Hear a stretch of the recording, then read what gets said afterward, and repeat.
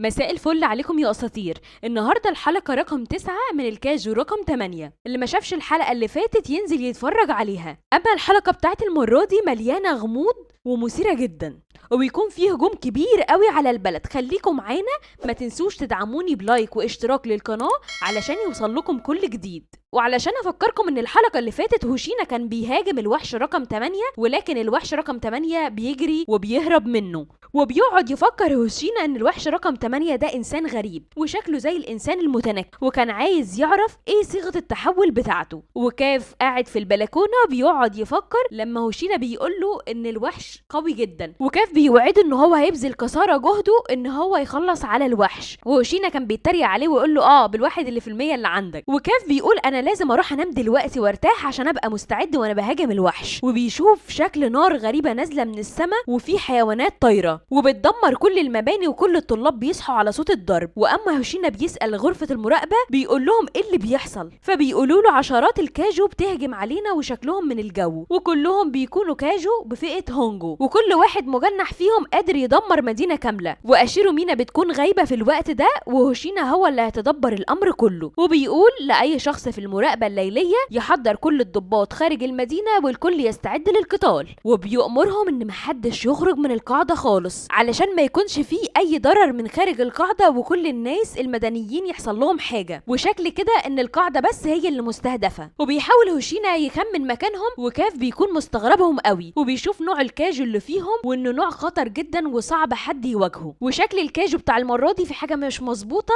مش زي كل مره. وهوشينا بيجمع الرجاله وبيقول للشباب اللي بيعرفوا يستخدموا البندقيه يكونوا في مركز القاعده علشان يستدرجهم ويبتدي يضربهم بالنار. وكاف بيكلم هوشينا وبيقول له انت بخير؟ فهوشينا بيقول له انت اللي بخير يا كاف، انا مستغرب خير ايه اللي حصل. وكاف بيقول له ان ده بيحصل كل سنه، في 12 كاجو بيهجموا على المكان وبيكون بينهم حاجه مشتركه، وعلى طول بيكونوا وحدهم، ولكن الرجاله دول المره دي ظهروا في مجموعه. وهوشينا بيقول له ده معناه حاجه واحده بس، ان اللي بيقودهم قائد قوي جدا ومحدش يقدر عليه، والمره دي غير كل مره، وهو اللي مروض كل الكاجو دول. وفعلا قائدهم بيكون وحش عملاق قوي وبيكون هدفه القاعده وبيكون منمر عليها. وبيروح لهوشينا وبيقول له انت بقى اقوى واحد فيهم. وهوشينا بيقول له بما ان اشيرو مينا غايبه يبقى انا اللي هقود الفريق طبعا، وفعلا انا هنا قائد الفريق. والوحش بيقول له فعلا كده نحسم الامر، انت بقى فارس. وفريق المراقبه بيبلغهم بمدى خطوره الوحش، وهوشينا بيقول لهم مش مهم انهم يكونوا في القاعده ولكن يكونوا بعيد عن الناس اللي بره. وبيحاول الوحش يهجم على هوشينا، وهوشينا بيقول يا لهوي انا اللي هتعامل مع الوحش ده كله. والوحش بيكون مبسوط بقوته، والوحش عايز يبتدي بهوشينا وبيعمل موجات متكرره بتخلي اليوجو يتفاعلوا مع الصراخ بتاعه. وهوشينا بيحدد ان في مجموعه بعد القاعده عشان كده بيتفاعلوا مع بعض بصوت اشاره الاصوات. وبيتعارك هوشينا مع الوحش، وبيكون الوحش عنيف جدا وضربته بتكون شبه النيزك. وهوشينا بيقول انا كده قدامه راجل ميت، وبيحاول يطلع سيوفه علشان يبتدي يعمل اي حاجه. وهوشينا بيقول ده جلده اقوى من جلد وحش رقم 8. وبيحاول الجنود يضربوا الوحوش بالنار ولا بتاثر فيهم، وبيبلغوا المدفعيه ان هم يحاولوا يعملوا اي حاجه وتهجم من ورا للوحوش. وكاف بيكلم باقي الفريق، ورينو بيكون خايف ان يكون كاف ما قدرش يمسك نفسه وتحول لوحش، ولكن كاف بيقول له لا انا كنت بكلم هوشينا فعشان كده مش قادر ارد عليه. وكاف بيبلغ باقي الفريق ان احسن مكان للضرب هو جبهه الوحش، لان جسمه كله سميك، او في مكان في الظهر قريب من القلب بيكون خفيف جدا، والجلد على الظهر رقيق جدا عشان يقدروا يحافظوا على وزنهم تحت. واللي يحاول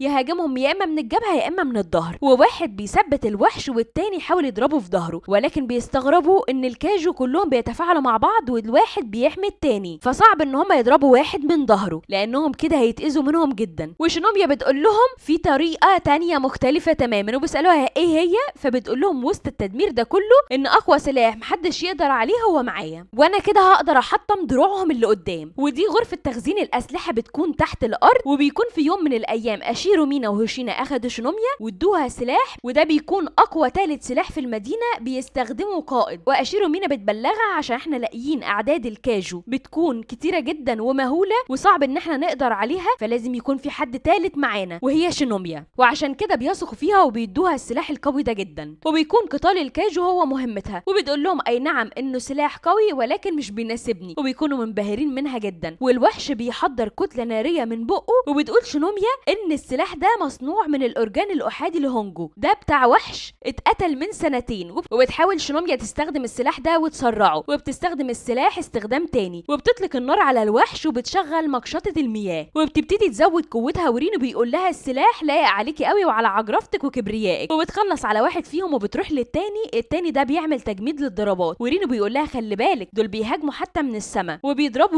ورينو بيحاول يضرب الوحش، وشينوميا بتستغرب من جرأة رينو انه قادر يقف قدام الوحش بكل ثقة، وبتفعل قوة السلاح 3 نصف القمر، وبتقضي على الوحش التاني. ورينو بيكون فخور بيها جدا، وبتقول له انت ليك الشرف ان انت بتقاتل معايا يا رينو. واصحابها بيكونوا مبهورين بيها، وبيخططوا ان هم وشينوميا بتضربهم يضربوا الكاجو من ورا من ظهره، اضعف جزء عند الكاجو. وهوشينا بيقول شكل شينوميا شغالة من نار. وهوشينا بيكون لسه متعلق مع الوحش، وبيفتحوا بوابة رقم 3 علشان هوشينا فاكر انه يحبس الوحش، ولكن الوحش بيكسر الباب اصلا. والوحش بيقول له هوشينا انت اقوى من الكاجو نفسه في القتال، انا مستني اكلك واكون اقوى. وبيهجم عليه، ولكن هوشينا بيقطع له ايده، وبيستخدم قوة قتالية مقدارها 92%. ونيجي المكان القتالي اللي بتكون صديقتهم خايفة ومرعوبة من الوحش، وبيجري كاف وبيقول انا شكلي مش هوصل في الوقت المناسب، ولو اتحولت لهيئة وحش ممكن الحق اللي انقذه. وفعلا بيتحول وبينقذها، وبيرجع على هيئته كاف تاني، وما بتنساش تشكره، وبتقول له شكلك كده عرفت ازاي تستخدم بدلتك. وبيقول لها اكيد انا جندي في معركة كامل. والوحش كان بيهجم عليهم، ولكن اشيرو مينا بتوصل في اخر لحظة، وبتقول لهم انا ورينو